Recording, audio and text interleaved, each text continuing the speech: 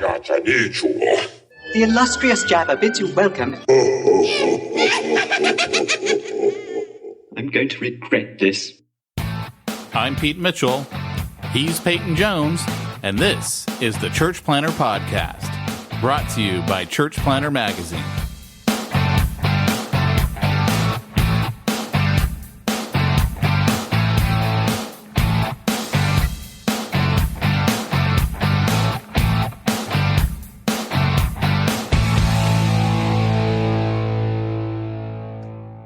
Hey, Church Planter, this is Pete Mitchell. And this is Peyton Jones. And we got a special podcast for you today. I'm actually kind of excited about this one, as Peyton knows, and as Peyton loves to tell you, the listener, when it comes to authors, I actually refuse to do those podcasts with Peyton. I literally will not do those podcasts because Peyton is like a little kid in a candy store. Oh, I got an author on here. And he just wants to dive in and talk about the book. Like, who was the guy you had? R.C. Sproul, the guy who wrote the book on R.C. Sproul. Yeah. And I was like, there's no way I'm getting on that podcast. It's going to be absolutely miserable for me.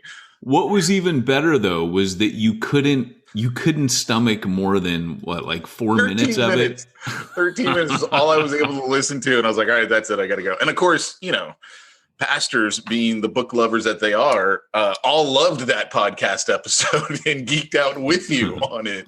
But this one, we had a serious guest like today. Well, it's ironic. I wanted to be on this podcast. I was like, we can't do this one without me being on it. And I was the one pushing you. He will not do books. He will not do, I do not do book podcasts. And this one came through from the publicist, and Pete's like, before I knew it, Pete had responded, I will take this podcast. Yeah, I was like, we got to do this one. And it's because of the topic. And it's a topic that, like I would say, so many people in our society today, they've either dealt with it themselves or had a family member that they've had to deal with, and that being suicide, depression, things of that nature. I was like, we gotta have this guy on. So Peyton, why don't you introduce our guest? Well, our guest is Matthew Sleeth, MD. And I'm going to add that on there because that just sounds cool. Like if I could say Peyton Jones, MD, right? It would sound like a TV show. But Matthew Sleeth, can I call you doctor? You can, or you can call me Matthew. Is there a doctor in the house? I always want to say that.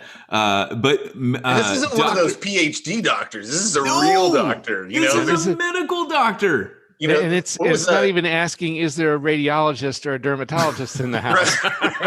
Or a chiropractor, right? Like, sorry. Well, sometimes you need them.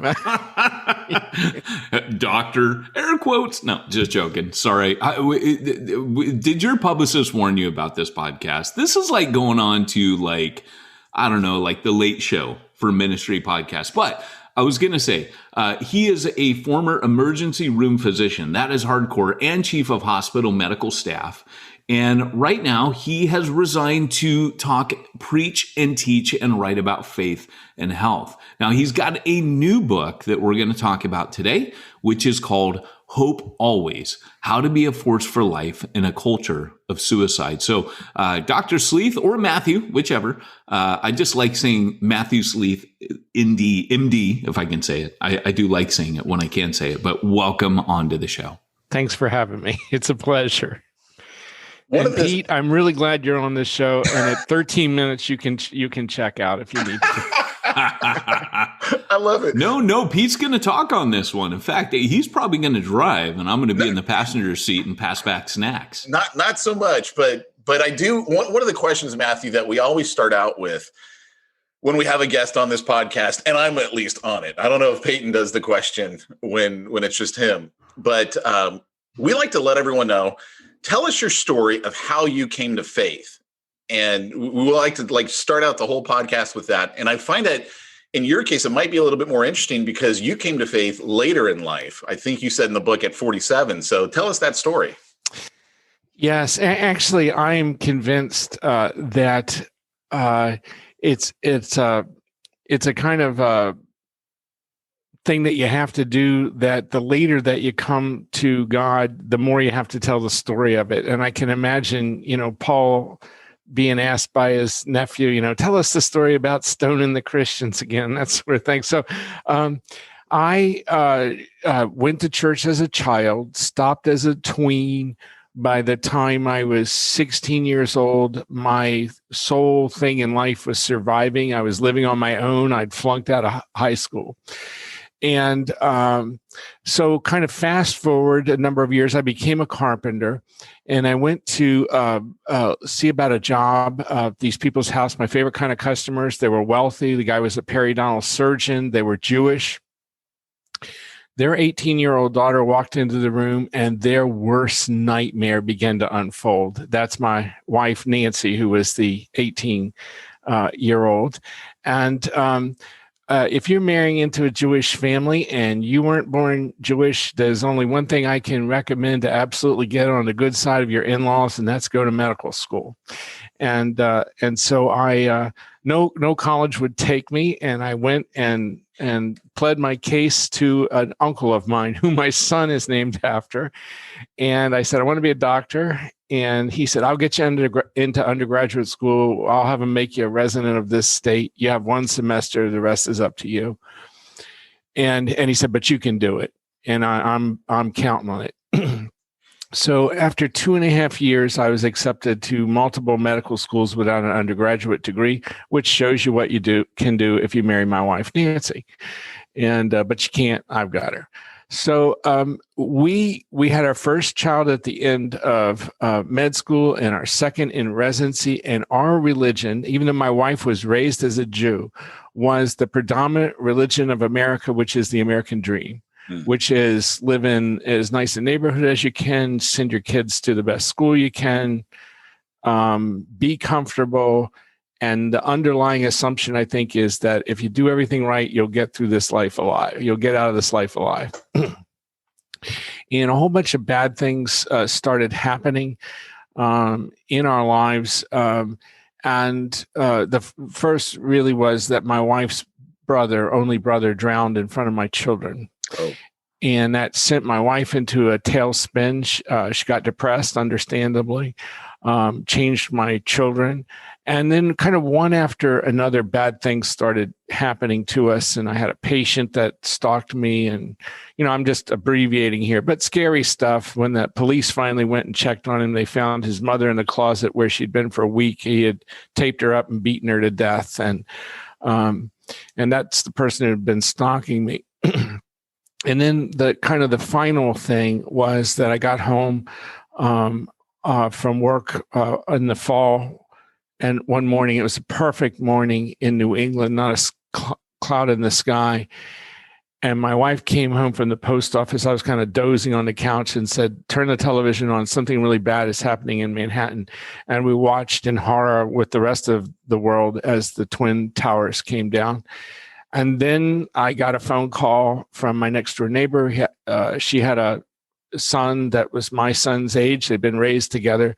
And she said, I need your help getting him from school. His father was in the first plane that hit the building this morning.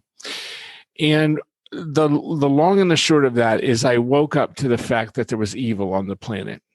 And my worldview of humanist science was that if you couldn't measure it or reproduce it, it didn't exist and it wasn't worth talking about. But I had seen good and I had seen evil. And the good I'd seen in the emergency department. Frequently, we'd be doing a trauma code and that you'd look around and there's 10, 15 people in a room, all coordinated, all working, sometimes to save a person they didn't even know the name of, a John or a Jane Doe. And I will tell you that even though I wasn't a Christian, that the Lord was with me then. Do not think he's not rooting, for folks to save lives. So I went looking, where does this good come from? And I read the Ramayana and I read the Bhagavad Gita and I read the Quran and a bunch of other things. And I found some lovely stories and some truths there, but not an answer to what do you do about a world with evil afoot and that's dying, really. And then one day in the hospital, I picked up an orange book. It said Holy Bible on it. And I said, we've never read this. Our house had a library in it. We're mad about books in our whole family. And it's a long book. and so I stole it. I took it home. And here is where a term that John Wesley coined comes into play in my life: prevenient grace. The Bible is a big book. Where do you start reading? But my parents had named me Matthew, and if they had named me Numbers, we wouldn't be talking today. But I started in. But that would have really gotten you in with your Jewish in-laws in a big way. And, yeah. So I read Matthew and I met Christ, and that is in my by Matthew 7, I was kind of gobsmacked.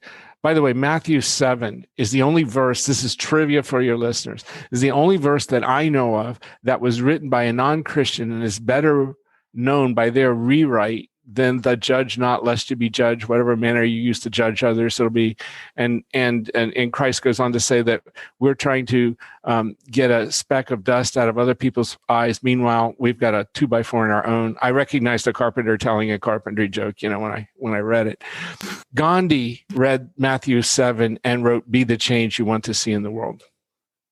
He gives credit to it in his autobiography. So that's more than you wanted to hear. That's probably more than your and you can edit this out. Oh, we don't edit.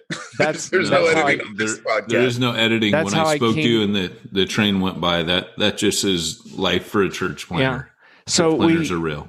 Yeah. So my son was next. My wife and then my daughter were all involved in full-time ministry now.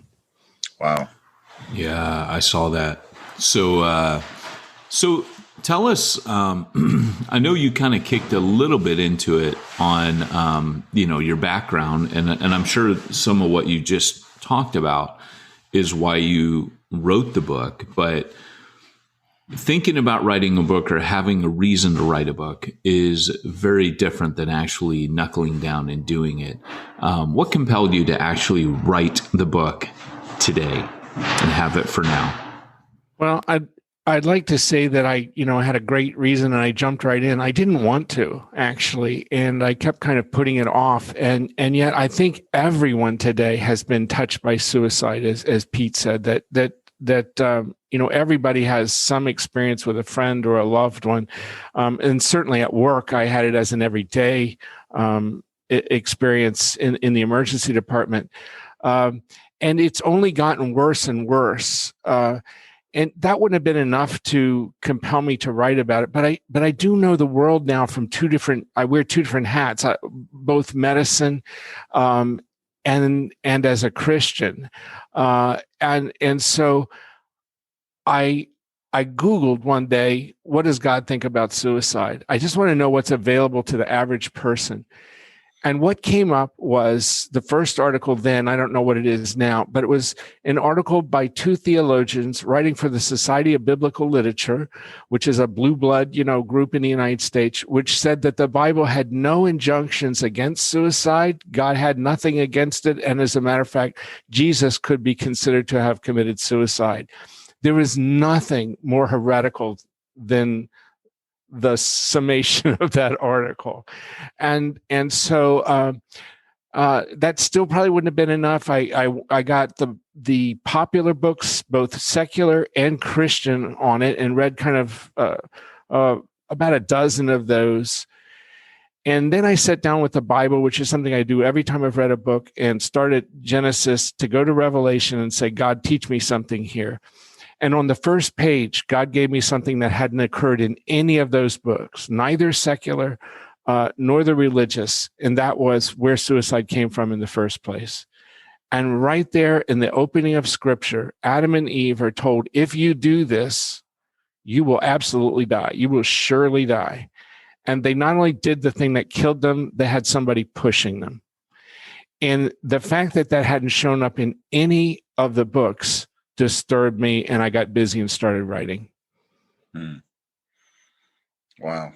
Tell us, in your book, you talk about in the very first chapter, the two patients. Tell everyone the story of your two patients and the difference between them.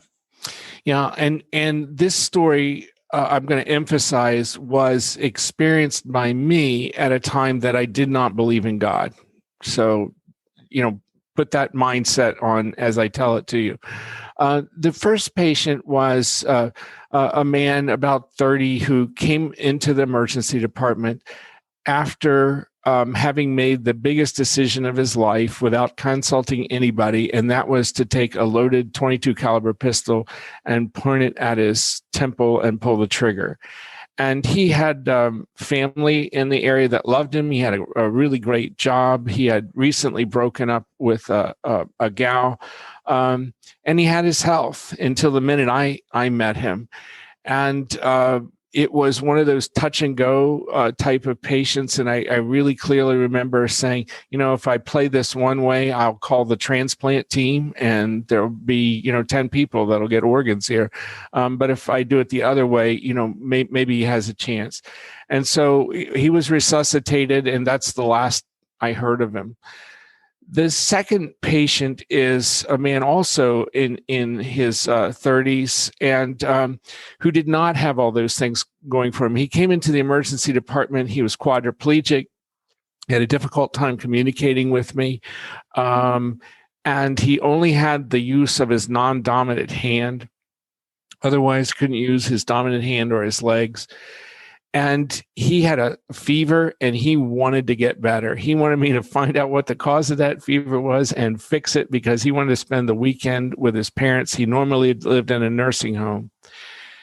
And as I was working him up and trying to figure out what was going on, the nurse came over to me and said, Matthew, do you in the book, I call him Lee Barrett, obviously not his real name, but do you know who that is? And I said, And she said, that's the guy who shot himself in the head that you resuscitated. And his parents want to talk to you. They've called in. They're coming from about an hour away, and they want you to be here so they can talk to you. And I thought, oh, no, they are going to, lay into me.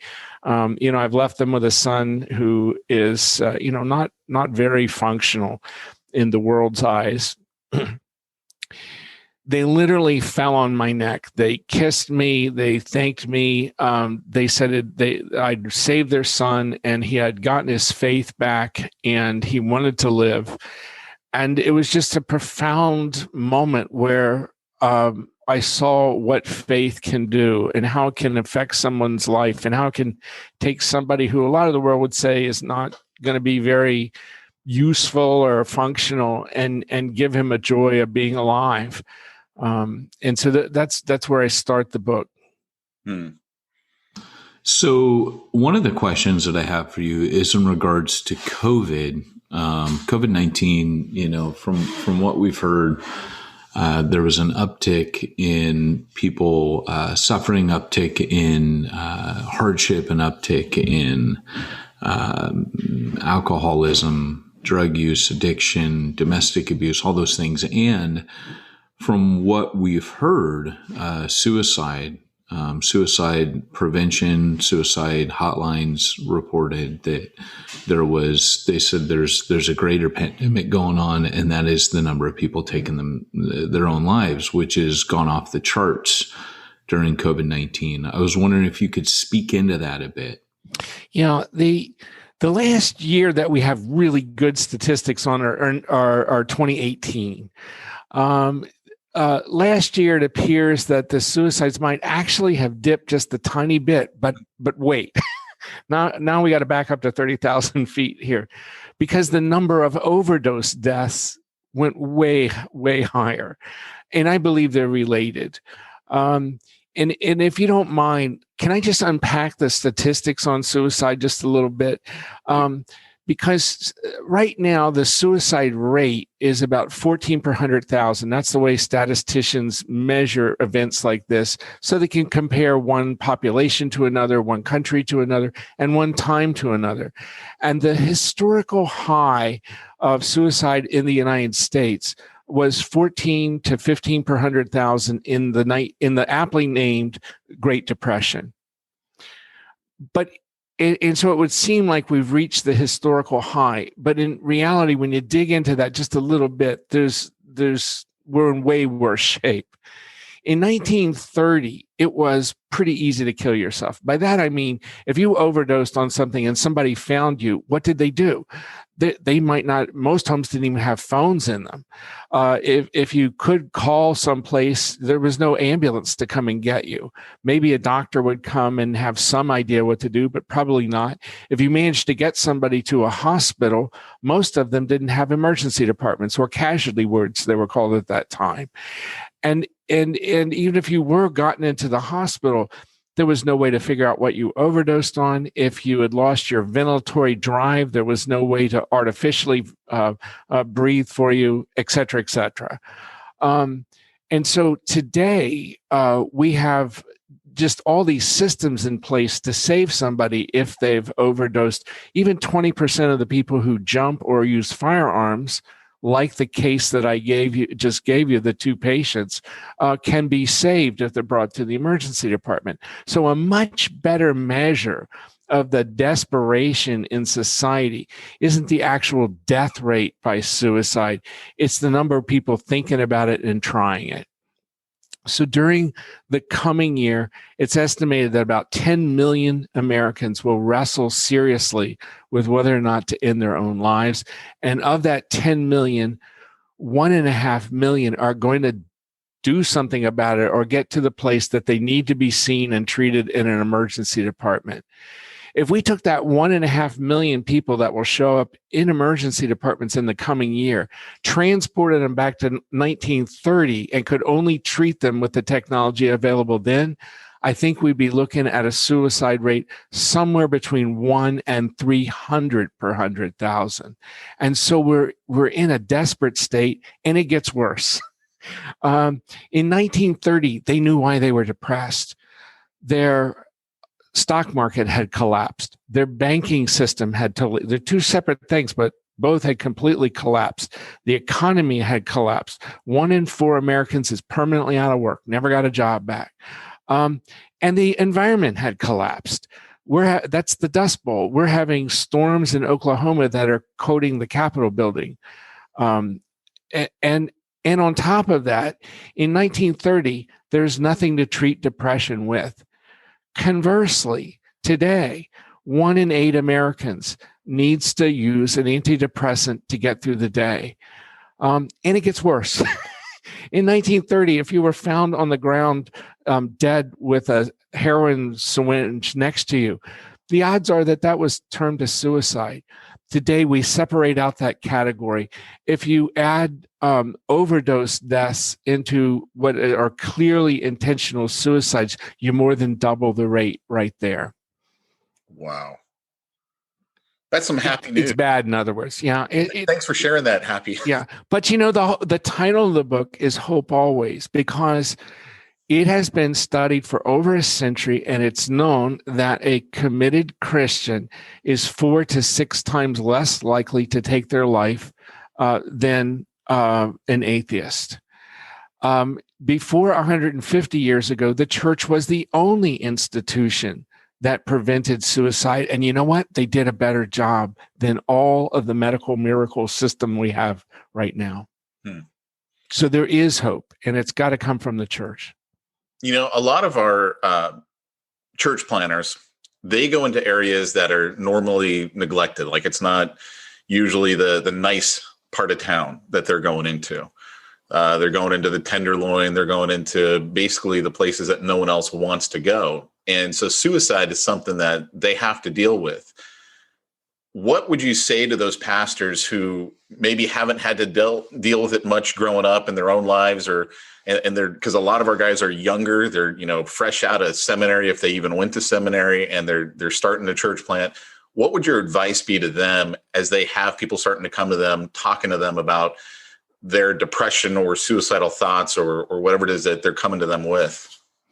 Well, the first thing is that with a little bit of training and a little bit of knowledge, you can be very, very useful here. You can prevent those.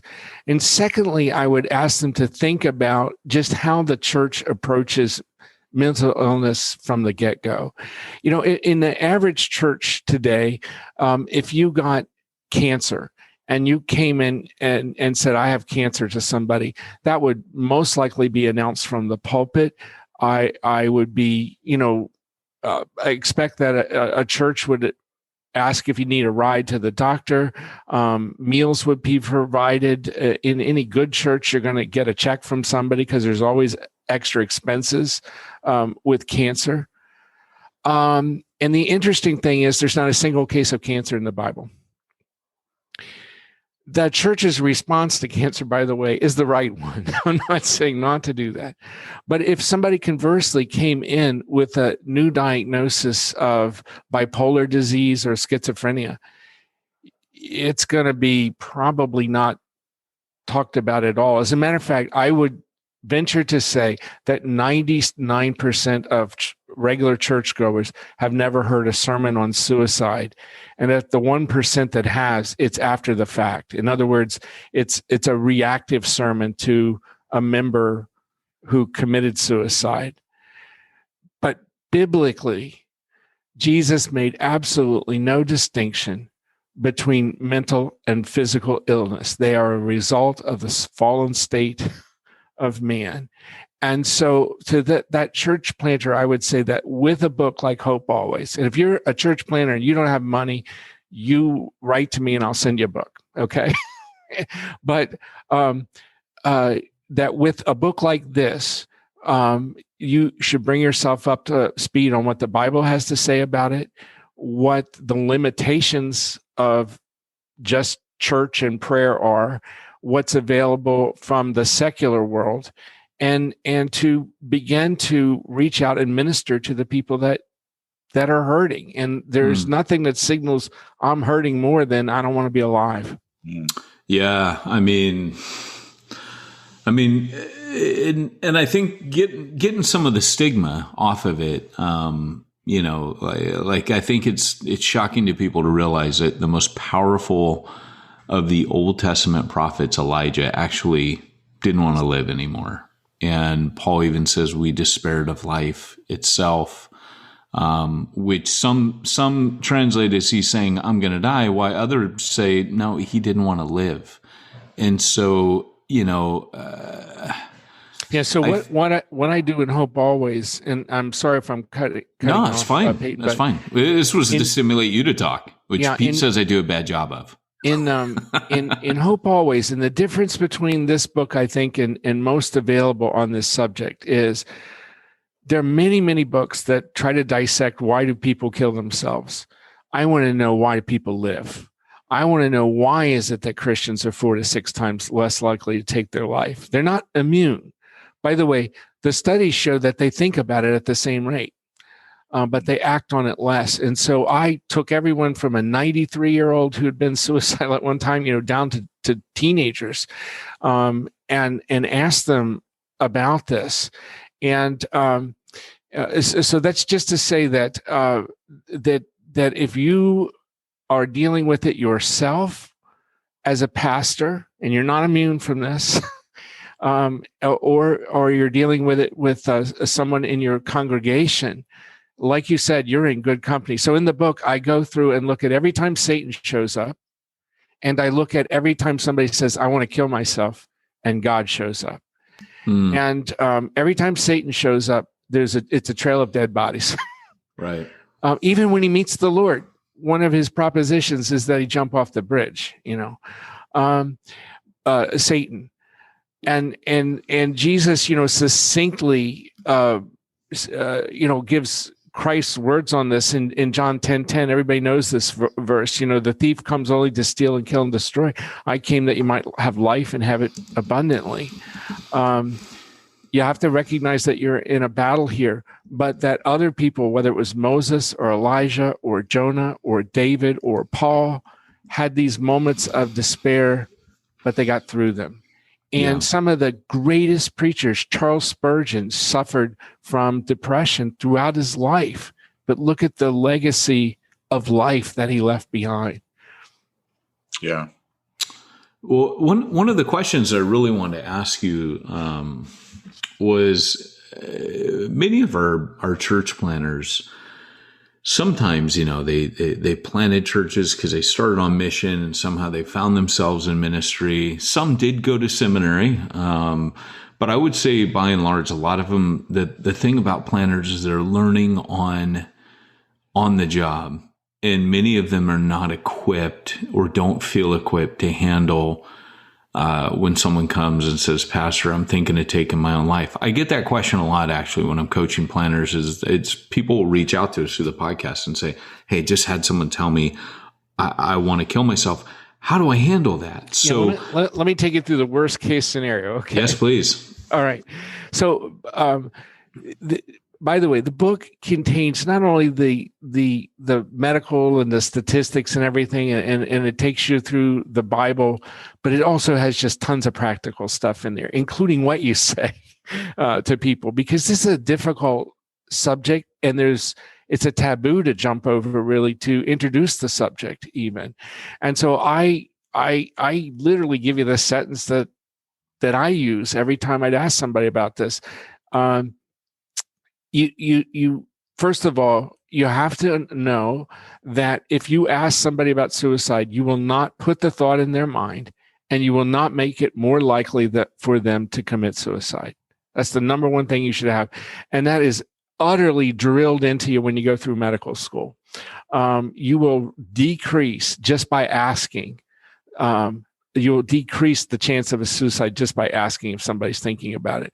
And so I ask, have you ever been, or have you thought about hurting yourself? Are you thinking about harming yourself? Anything like that can open the door if they don't flat out tell you I'm thinking about it. If you ask that and the person answers, yes, I am, I think that you got to ask some follow-up questions here. The next question is, how would you do that? Do you have a plan? If the answer is, I'm suicidal and I have a plan, then you have to ask about means. So if somebody says, I'm suicidal, I'm thinking about killing myself by overdosing on drugs, and I've stockpiled drugs to take, you have an emergency on your hands. And that's why God invented the 911 system. You call and you say, I'm sitting here with somebody who's actively suicidal and has a plan and the means to do it. And you let an emergency department take over. That's why they have 1.5 million visits in the next year of those kind of folks. If it's somewhere back from that, you can, I think every pastor should have a couple things in their cell phone. One is the number 1-800-273-TALK or 1-800-273-8255. That's the National Suicide Hotline. And it's a national clearinghouse that has knowledge of local resources. And so they can walk somebody through that. And so that's how I'd start with a very worst case scenario, which is somebody that's actively suicidal with a plan. Never agree to keep suicide a secret. Even if they say, I'm just confessing to this. If somebody is actively suicidal, has a plan and the means, you are obligated to get help beyond yourself there. I've got another question for you, and sometimes, as you know, doctor, there will be people who have personality disorders, people that like to keep pastors busy. Pastor, I'm gonna kill myself. I just don't know. I think if you didn't, I just think I'll kill myself unless someone comes over and visits with me. How do you teach ministers to handle people that are perhaps, they don't have ideation, they don't have a plan, but they sure like a lot of attention? How do you differentiate those, and how do you handle them differently? Ooh, now there's a good and a hard question. I might have been a psych nurse in a past life. I'm just saying. You were. Okay. So one of the things I do in the book is I've got a primer, if you will, on mental illness. And I divide it up into the major thought disorders and then the personality disorders. And I think that, as you mentioned, it really is a useful tool for a pastor to understand, in particular, what personality disorders are. And there are borderline and antisocial and oppositional defiant type of folks who you are over your pay grade in some ways, dealing with those, and you're going to have to understand that you are above your pay grade here. And one of the first things you learn in medicine is, if you want to stay safe, and I was never sued or named in a suit, is you got to know when you're over your head and call for help. And I think that kind of person benefits from counseling. And the second thing that I think a pastor should have are some resources of counselors that you trust. It's ideal if they share the same faith, but all truth is God's truth. And if a secular pastor, can help that kind of person, that's where you should go. Having said that, however, I talk about some people I know with personality disorders who have, in their faith, really addressed those personality disorders. One of the reasons that people may want to die is because they're not a great person. And God wants you to die to that. And be careful here, all right? Practice these conversations before you have them with somebody, because if you've been a psych nurse, Peyton, you know that this can blow up in your face pretty fast, and you don't want to do this alone. You want to have somebody else there with you. But one of the reasons that people can be depressed is because God wants them to die to that person and to be reborn and remolded and reformed. And I'm just speaking from my own personal experience. I'm going to go down a bunny trail, but believe me, the bunny trail comes back around here. I was sitting in the airport in Charlotte, North Carolina, a number of years ago. And I was just reading, and I was exhausted. I was there with my wife. I'd been teaching, for days on end. And there was one of those people who just wanted to interrupt you. You know what I mean? Hey, what are you reading? Hey, where are you from? What team do you root for? And I'm just like, leave me alone. Finally, the guy said, what do you do for a living? And I was like, I said, I'm a writer. Trying to dodge. And he said, what do you write? And then he had me. He said, I'm a Christian writer. Now I got to start acting like a Christian. Okay. And he started questioning me about things in the Bible, and he pulled out a book, I think it's called Misquoting Jesus, by a Satan, a guy who runs a religion department in North Carolina who doesn't believe in God. It just so happened that the first thing he opened it to, I had just listened to, and I can't believe this because you just recently had something on your show about him.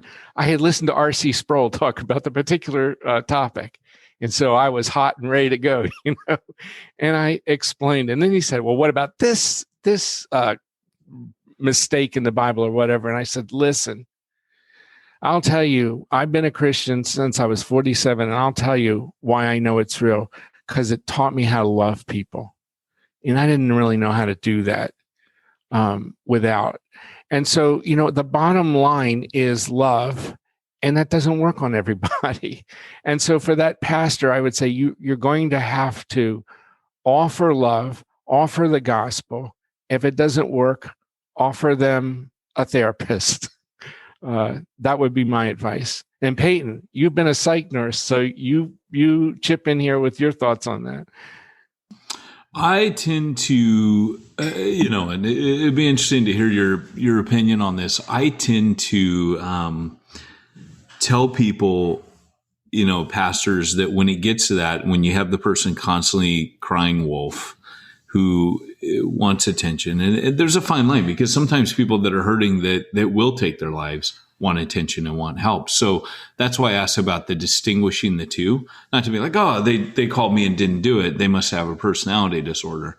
But there are those, I suppose, because as a psych nurse, I pick up on it. I think most pastors would not recognize personality disorders. They just, in fact, because people with personality disorders tend to be very manipulative, Often the pastor comes away thinking they're failing that person. They're doing something wrong. They're the ones in the dark. But I've learned with personality disorders, like you said, to realize I'm above my pay grade. But I will always tell someone with a personality on their first occurrence of that, after listening and doing an assessment, I will tell them I will have to call somebody because I'm worried you're a danger to self. And set that kind of clear boundary from day one, that when you call me with suicidal ideation and have a plan, that it's time to call someone. Exactly what you said, time to go above my pay grade. And they learn, well, if I call him, I'm going to get a 5150. I'm going to get I'm going to get locked up and assessed for 24 hours. So I've learned that with that usually nips it in the bud. If it's, someone with a personality disorder, they realize I can't manipulate them. That backfires. But then if it's somebody who really has an issue, we've helped them. And that's kind of I think one of the things we have to get out of is the savior, the Jesus mentality. Like, I'm going to save this person, I've never been able to save anyone. I've never been able to be Jesus, but I can be there for people, and I can counsel people, and I can listen to people, and I can do that. But yeah, once I figure out it's a personality disorder, that's my MO generally. And one of my warnings to pastors, and there's a chapter just to pastors in this book, is not to get involved in counseling without some real training. You need to know what transference and countertransference and these types of things are, so that you don't find yourself stepping over a line that you never intended to. And that can happen easily. And it's brought a lot of ministries down by not recognizing that you can't fix everything, or that you are over your pay grade. And all the people who do this professionally, who are really qualified to do it, have people that they report to, people that they unpack troubled patients with, that sort of thing. You can't Lone Ranger this one. Let me ask you a question here, and this is more because I want to know. This is, I got a doctor on the line. I'm going to get my answer here. So in my family, there has been a lot of mental illness, depression, suicide attempts, things of that nature. And it's interesting to me because I see it a lot in the women in my family. And it's made me concerned because I've got a young daughter. As I've told Peyton, man, my daughter is like the spitting image of me. And I'm like, great. Does that mean, when she hits puberty or whatever, she's going to have these same issues that seem to run rampant through my family? Are there things that as a parent we can do for our kids to help them, not with the, obviously when someone just gets depressed because they break up with someone, that's a totally different situation than someone who suffers from, bipolar or depressive type of things. And they have that sort of the mental illness side. Is there anything as parents we can do to help shape our kids while they're young and growing up? Great question. And again, addressed in the book. We should have had him do the cha-ching, Peyton. No. Every time we say the name of our books, like every time Peyton says. No, I didn't say the name or anything. But it only applies to us doing it for our books. Church Plantology, cha-ching, Reaching the Unreached, cha-ching, Church Zero, cha-ching. That's how it works. And I just plugged 3 books. See what I did? Yeah. That's why we do it. It's punitive to me for when I do it to my own book. I'm not sure I mentioned the name of the book, but anyways. Welcome to the podcast. One of the things I think is to, have an understanding of what kind of world they live in. And the message from society today is that you are an accident and that nothing ultimately has any meaning and that there's no absolute right or wrong. of course, those are completely different than a Christian worldview, if you will.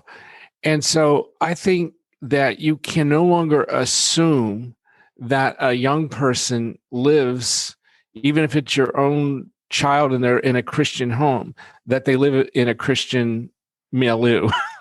I was asked to talk to a group of high school students. It was 110 high school students that were coming through Lexington, going to Washington, D.C., and their pastor said, can you spend an hour or so with these students? I just want them to talk to you. I said, absolutely. I got a church and a gazillion pizzas for them. I said, I'll not only talk to them, I'll feed them, And we weren't talking about suicide or anything. We were talking about the Bible, et cetera, et cetera. And then one of the students said, Dr. Sleeth, what are you working on right now? And I was working on this unnamed book about suicide. We'll plug it. Yeah. And from that moment on, you could have heard a pin fall on carpet. It turned out that they were traveling with a nurse because two of the students were on suicide watch. And one of the gals in the front row right next to me had lost a first cousin that week to suicide. This was real and it was raw in their life. And so I got to ask them questions. They got to ask me questions. And one of the questions I asked them is, has anyone in church ever talked to you about suicide? No. I said, have you ever heard from an adult in church that suicide is wrong or right? Have you heard any of this? No. You cannot assume, even if it's your own child, that they know what you're thinking about this.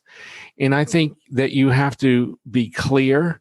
And I give examples in the unnamed book of lessons to teach when they're cheap. There are kids growing up that have almost no boundaries. And boundaries are something that God gives us because he loves us, and that parents give children because they love them. And so I think you've got to teach things like standing up for yourself before it's, do I get in the back seat with this person? Do I take this pill that I have no idea what's in it and what it does to me, et cetera? And you begin to teach those lessons when kids are young, and they're not going to like them. And so I have a number of particulars about that. And I think that you have to understand where their world is. I don't think that you would take your child 8, 9, 10, 11 years old, take them to the worst part of the biggest city near you, open the door and say, go have fun. I'll pick you up in a few hours. But when a child gets on the internet, that's exactly what's happening unless you put some boundaries and control about it. I think that's important. That's their world too. And I think talking about things like sleep hygiene, and there's young folks who are never getting a night's sleep because they're answering texts, etc. So I talk about all those things in there, Pete. Well, we appreciate so much you coming on, Dr. Sleeth. The book has been called Hope Always, and you can grab it today wherever fine Christian books are sold. Want to thank you for coming. Is there anywhere else, Doctor, where they can connect with you? If they go to blessedearth.org, or just type my name into a search bar. Matthew Sleeth in MD. Yes. MD. So .com for that one, actually. .com, is it? Yeah. Nice. Yep. All right, Matthew Sleeth, MD.com. And I can say it. But hey, Pete, while you're doing all this, typing in Matthew Sleeth, MD into your web browser, you don't have time as a church planner to do all of your bookkeeping, all that. Pete, how do you swing all that? Well, I appreciate you asking, Peyton. I use a service called simplifychurch.com, and they take care of all of my IRS compliancy, bookkeeping, payroll, website, everything. What's that website? Simplifychurch.com. In fact, if you just reach out to them and talk to Josh Henry and say Pete and Peyton sent me, they'll take real good care of you. Well, you know, Pete, I'm so glad that you mentioned that. And I'm going to see your ad and I'm going to raise you one. Did you know you probably spend countless hours preaching your heart out every week? But then what, Pete? How can the people in your church online find those messages again? Not just last week's message, but what about last month's or years? If people are going to go to your website and listen to your previous message, they're going to have to scroll through endless pages to find that message, especially spending that time on MatthewSleeth.md.com. So instead of sending people over to YouTube or Facebook to listen to it, hey, there's a better way. Sermon Boss, Pete. SermonBoss.com. A video, audio. Our sponsors love our ads. That's all I got to say. We suck at this. Live streaming video platform, which comes with a podcast that you can easily integrate in your church's website and church app, so you no longer need to send your people anywhere else to find your teachings. Sermon Boss will allow people to easily search for, find, discover, and even customize a personal playlist from your teachings right from your website. This is why he said Pete should do this. So it's sermonboss.com. Hey, this is why we don't have more sponsors. But this has been Peyton Jones, Pete Mitchell, and Matthew Sleeth, MD. The book is Hope Always. Thanks for joining us on today's edition of Church Planner Podcast, and we'll see you next week. Take care, everybody.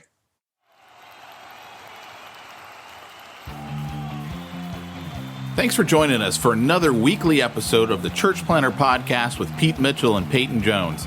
We'd love to hear your comments on this episode of the Church Planner Podcast.